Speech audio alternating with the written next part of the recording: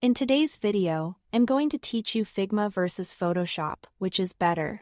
We'll break this down by what each tool is built for, the strengths that matter in real projects, and how to decide quickly based on your work.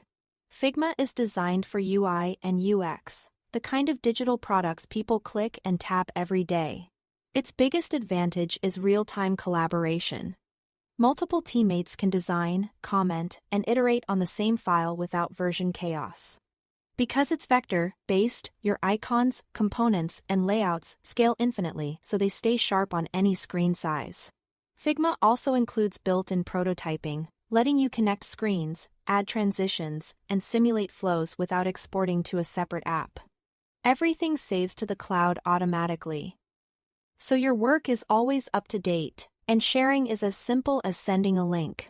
When it's time to build, the developer handoff is straightforward. Inspectors can grab measurements, colors, and assets right from the file.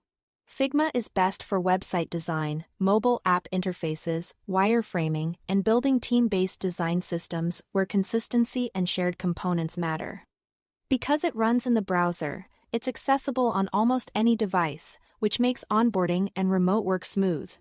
You can move from quick wireframes to polished visuals in the same file, reusing components and styles so updates cascade automatically.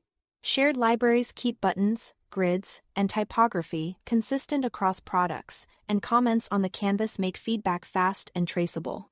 Photoshop, by contrast, is the industry standard for image editing and raster art.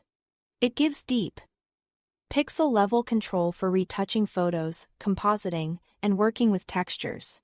The raster workflow unlocks powerful filters and painting tools that excel at detailed photo manipulation and illustration with natural brush effects.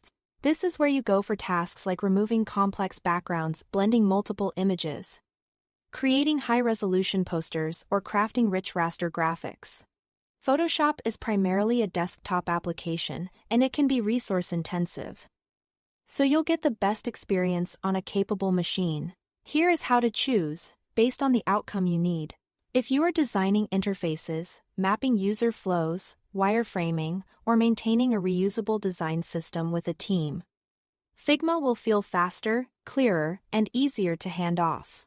If you are cleaning up portraits, compositing images, painting with brushes, or preparing large raster artwork for print, Photoshop is the right choice.